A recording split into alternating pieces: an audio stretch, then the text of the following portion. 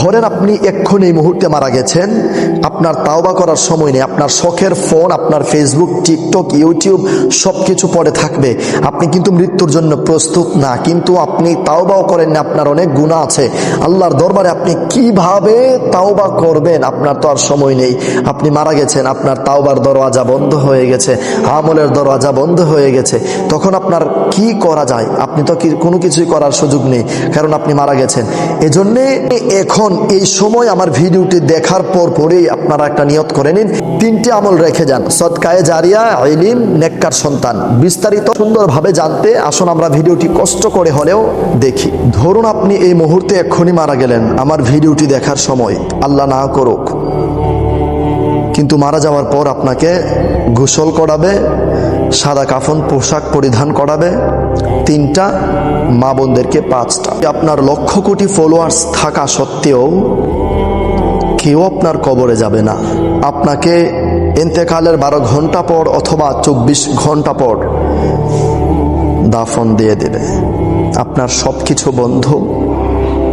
আপনি তো মৃত্যুর জন্য প্রস্তুত ছিলেন না, আপনার ধারণা ছিল আরো কিছুদিন বাঁচব, তাওবা করব, তারপর মারা যাব, তাওবা করে। কিন্তু দেখেন আপনি তাওবা করার আগে আপনার মৃত্যু হয়ে গেল।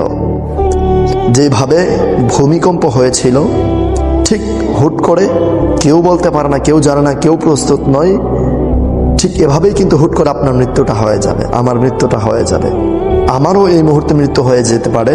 এই যে আমি কথা বলছি এখন, আমার সম্পূর্ণ ভিডিও আমি কন্টিনিউ না মানে বলার আগ পর্যন্তই আমার মৃত্যু হয়ে যেতে পারে।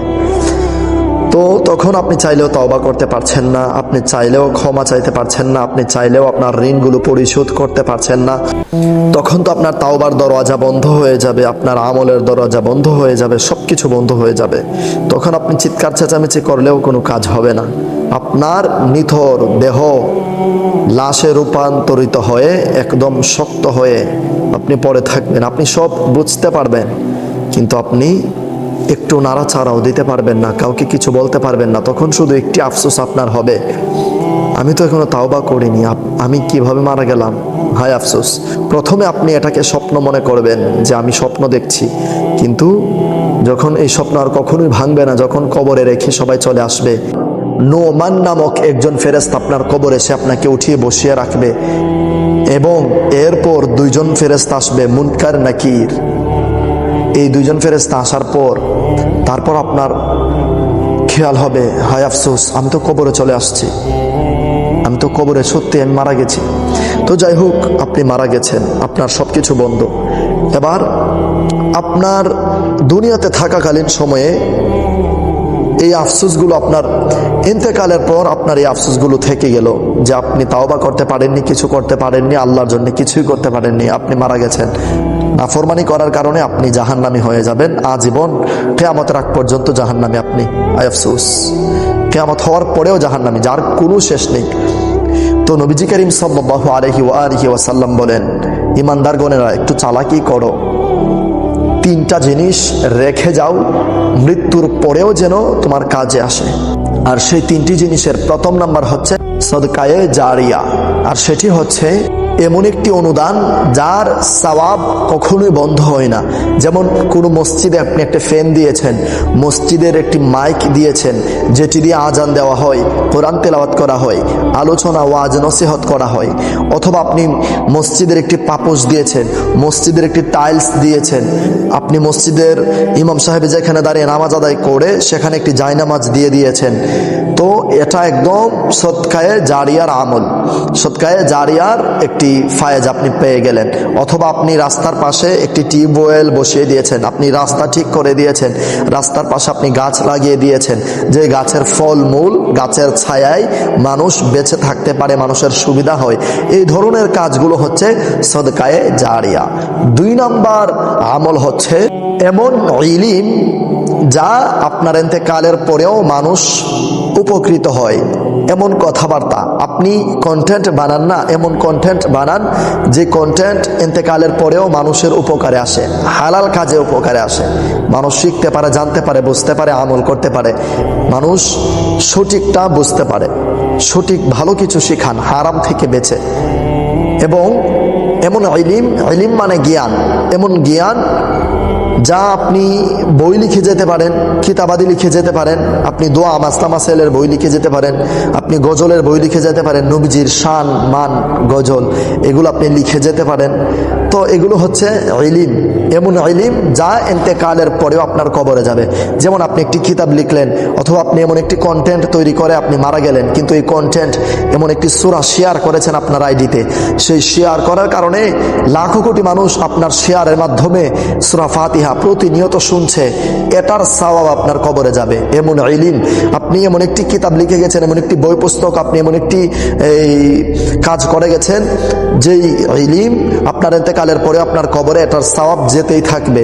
3 নাম্বার, নেককার সন্তান রেখে যাওয়া। আপনি আপনার সন্তান ছোট না, মোবাইল ফোনটা দিয়েন না। আমার মা বোন, মোবাইল ফোনটা দিবেন না। মোবাইল ফোনটা না দিয়ে বাচ্চাদেরকে খেলাধুলা করার সুযোগ দিবেন, বাচ্চাদেরকে নিয়ে খেলাধুলা করেন। আপনি রান্নাবান্না করার সময় যদি বাচ্চারা দুষ্টুমি করে, তাহলে আপনি অন্য কোনো কিছু দিয়ে রাখেন, কিন্তু মোবাইল ফোনটা দিবেন না।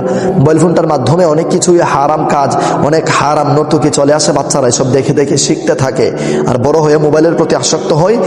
জেনা ব্যভিচার অল্প সময়ে শিখে নেয়, হারাম কাজ খারাপ কাজ অল্প বয়সে শিখে নেয়। তো মোবাইল ফোন না দিয়ে আপনি বাচ্চাকে কায়দা শিখান, আলিফ বা তা থা জিম হা এগুলো শিখান, সূরা কিরাত শিখান, দোয়া দুরুদ মাসলা মাসাইল এগুলো শিখান, বাচ্চাকে নামাজ শিখান, বাচ্চাকে মাদ্রাসায় পড়ান, ভালো মাদ্রাসায়, ভালো সুন্নি মাদ্রাসায় ভর্তি করান, যে মাদ্রাসায় পড়ে আলেম হবে, দাওয়াত ইসলামীর মাদ্রাসায় ভর্তি করান, যেখান থেকে বাচ্চারা অনেক নেককার সন্তান হবে এবং ফরহেজগার মুত্তাকি হবে, আদর্শবান সন্তান হবে, যা ইন্তেকালের পরেও আপনার সন্তান আপনার জন্য যে কোনো প্রান্তে দাঁড়িয়ে দোয়া করে, আপনার কবরের পাশে দাঁড়িয়ে দোয়া করে, আপনার জানাজা পড়ে, আপনার জন্য প্রতি মোনাজাতে কান্নাকাটি করে, আল্লাহর দরবারে ফরিয়াদ করে, আপনার জান্নাতের জন্য, আপনার নাজাতের জন্য এমন কিছু রেখে যান। এই 3 নাম্বার হচ্ছে নেককার সন্তান রেখে যাওয়া। যা নেককার সন্তান, যদি আপনার সন্তান বিয়ে করার পর আপনার যদি নাতি হয়, আপনার সন্তান আপনার নাতিও কিন্তু ভালো কিছু শিখাবেন, কারণ আপনি আপনার সন্তানকে ভালো কিছু শিখিয়েছেন, আপনার নাতি আপনার পতিকে ভালো কিছু শিখিয়ে যাবেন। ঠিক এভাবে কিয়ামত পর্যন্ত ভালো কিছু মানে একের পর এক শিখিয়ে যাবে, যার সওয়াব আপনার কবর পর্যন্ত পৌঁছে যাবে ইনশাআল্লাহ। আমি যেইভাবে আপনাদেরকে আজকে এই কথাগুলো বললাম, ধরেন আমি ইন্তেকাল করলাম, ইন্তেকালের পরেও আমার কথাগুলো রয়ে যাবে, মানুষ শুনবে, শিখবে, জানবে। আমার আল্লাহ যদি দয়া করে এটা সদগায়ে জারি আর আমলে কবুল করে, আর আপনারাও যারা এই ভিডিওটি প্রচুর পরিমাণে শেয়ার করবেন, টাইমলাইনে রাখবেন এবং অন্য মানুষদেরকে শেয়ার করে শিখার, বোঝার, সঠিকটা জানার সুযোগ করে দেবেন। শেয়ার করার মাধ্যমে আপনারাও কিন্তু সদগায়ে জারিয়ার সওয়াব পেয়ে যাবেন ইনশাআল্লাহ। আমার প্রিয় মা ও বোনেরা, প্রিয় ভাই বাবারা, আশা করছি আপনারা সকলে বুঝতে পেরেছেন। আজকের ভিডিওটি প্রচুর পরিমাণে শেয়ার করে সারা বিশ্বে ছড়িয়ে দিন। আসসালামু আলাইকুম ওয়া রাহমাতুল্লাহ।